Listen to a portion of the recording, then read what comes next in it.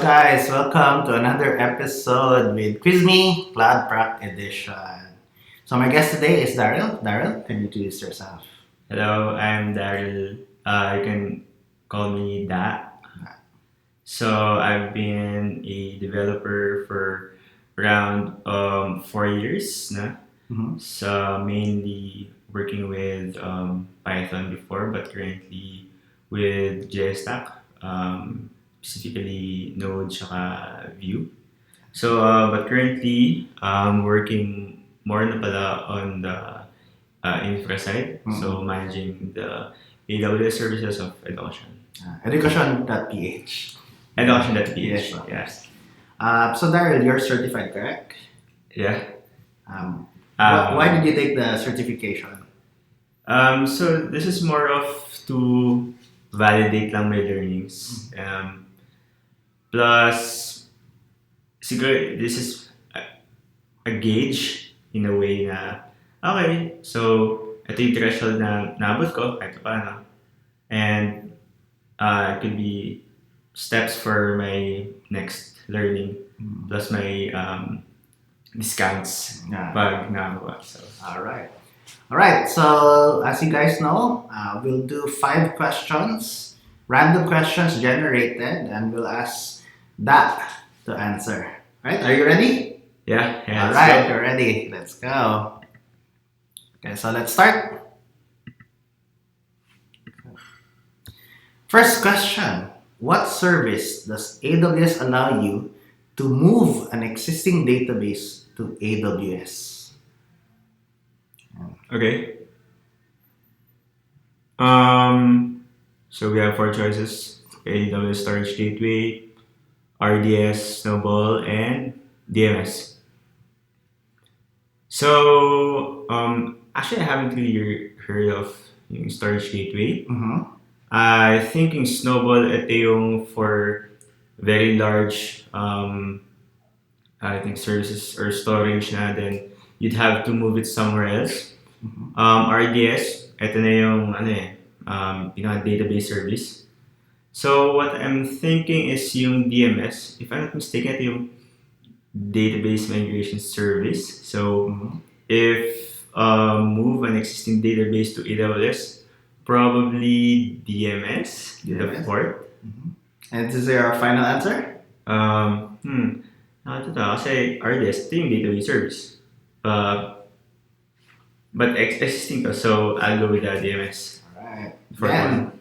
So let's go with DMS now. Before I click, since I know the Snowball is basically like the briefcase that you have to ship.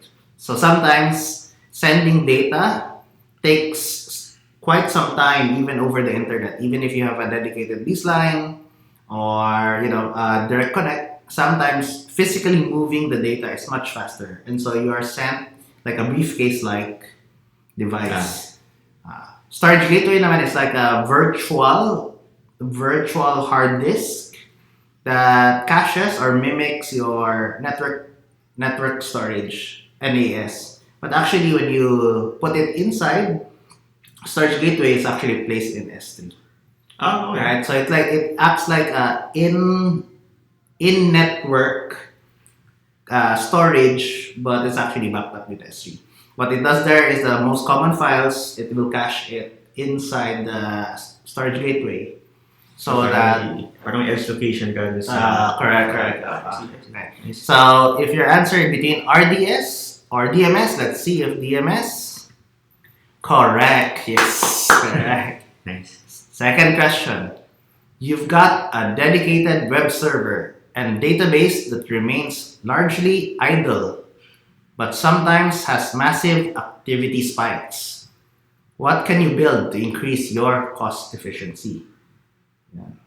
Okay, so first, configure serverless architecture leveraging Lambda. Second, elastic load balancer between your server and database. Then migrate the web servers to EC2 spot instances. Then next is configure RDS multi-AZ for performance optimization.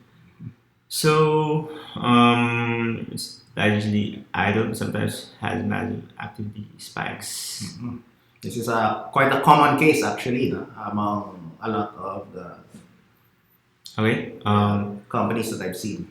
So, pwede natin run through yung choice. Service architecture leveraging Lambda.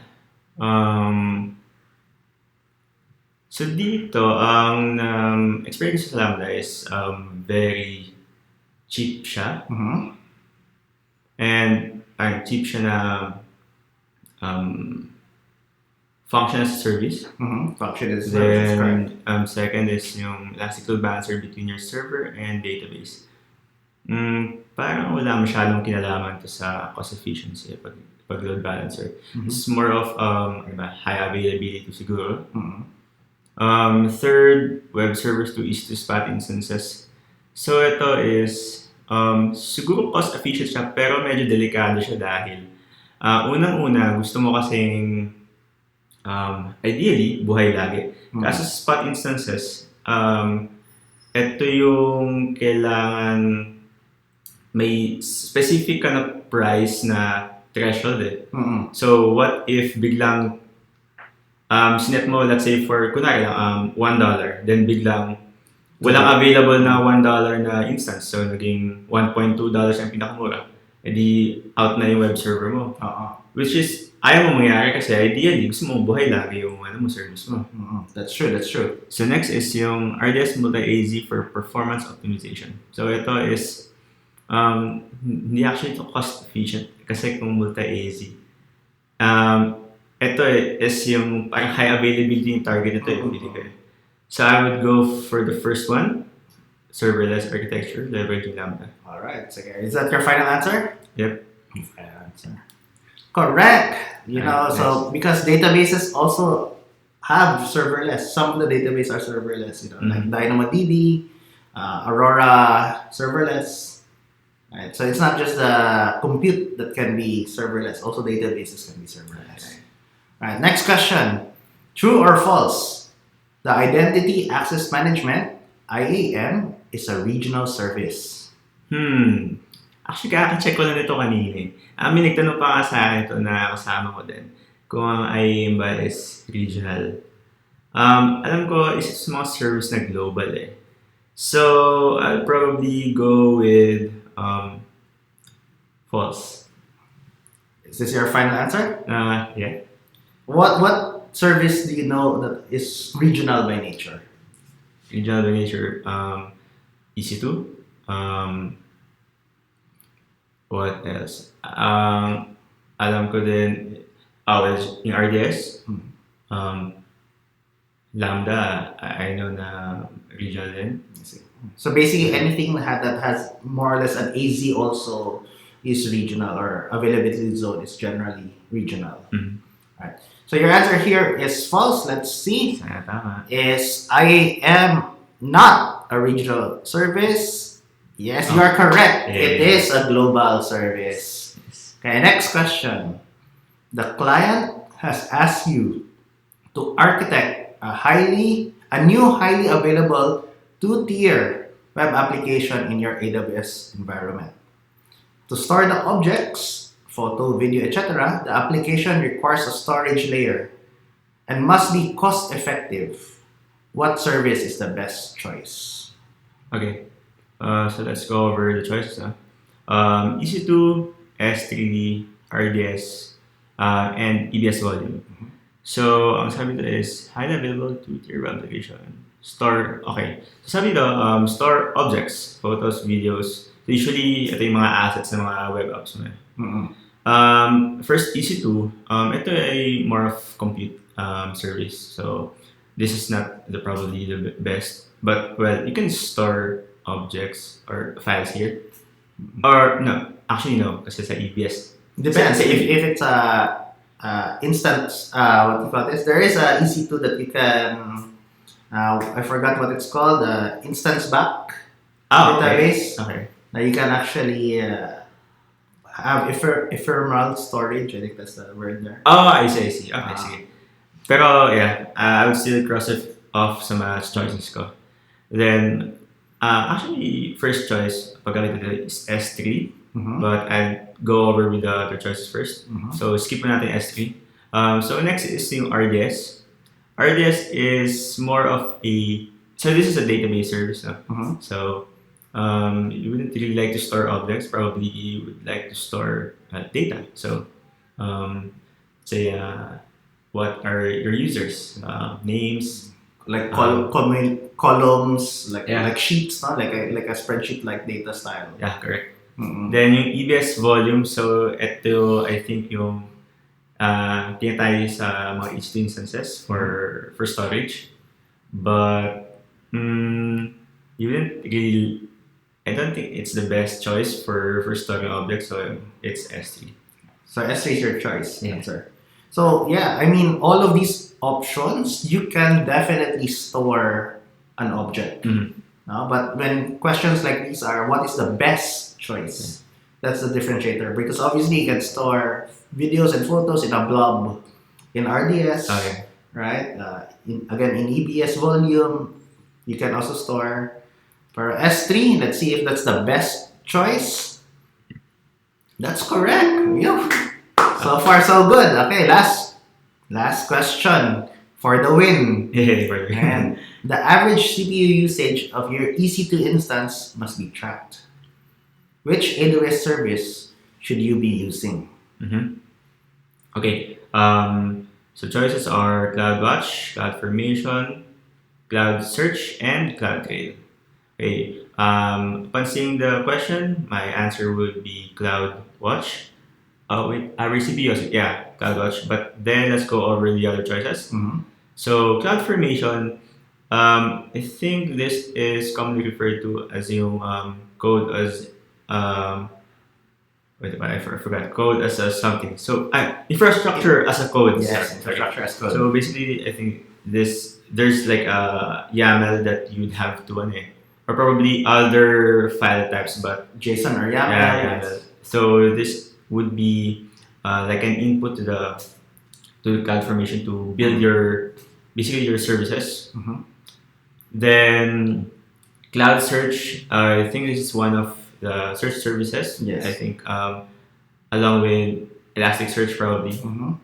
Then CloudTrail, so this is more of yung audit trail, audit logs, what's happening, trail of what's happening sa services mo. So example, this would probably yung sa API keys. So sa service na to, ano yung mga, sino yung nag-trigger, sinong users yung nag-trigger.